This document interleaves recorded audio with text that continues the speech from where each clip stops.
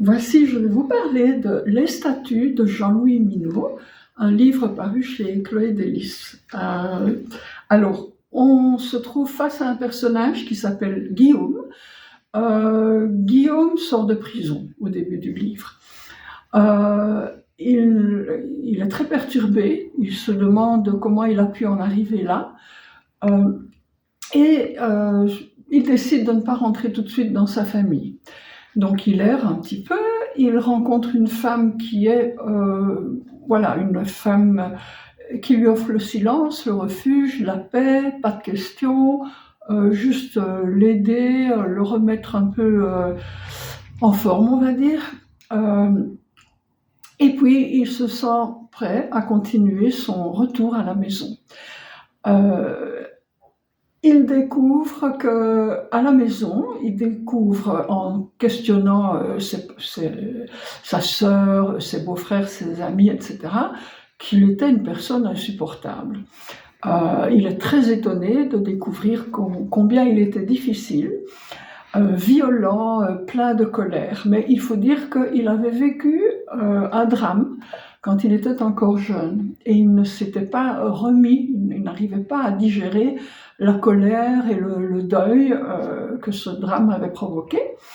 Donc ça avait généré en lui cette fureur, cette méchanceté, cette inconstance.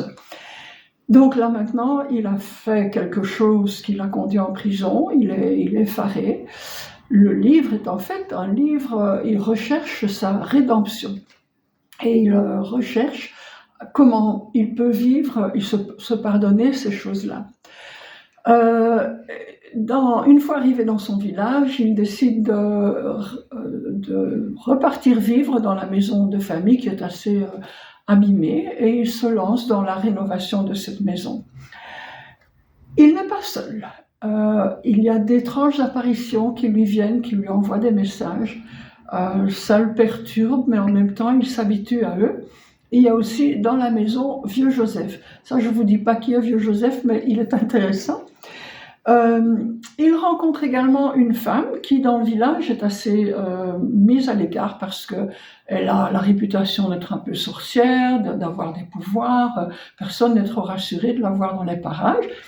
Mais c'est cette femme qui l'approche et qui finalement va vraiment l'aider jusqu'à une renaissance. Il va effacer l'ancien Guillaume, il va découvrir qui est le nouveau Guillaume. Elle est le point de jonction de l'ancien Guillaume et du nouveau Guillaume. Bon, la famille est très aimante. Il y a beaucoup, dans le livre, on sent beaucoup le respect du travail, de la terre, des origines, de la famille, de la loyauté également. Et cette rédemption va le conduire aux statuts. Donc les statuts du titre. Là, je vous laisse lire le livre pour voir quelle est l'importance des statuts qui arrivent vraiment en fin de livre et qui sont le point final, la Renaissance. Donc un bon livre, je vous le conseille. Moi, je l'ai bien aimé.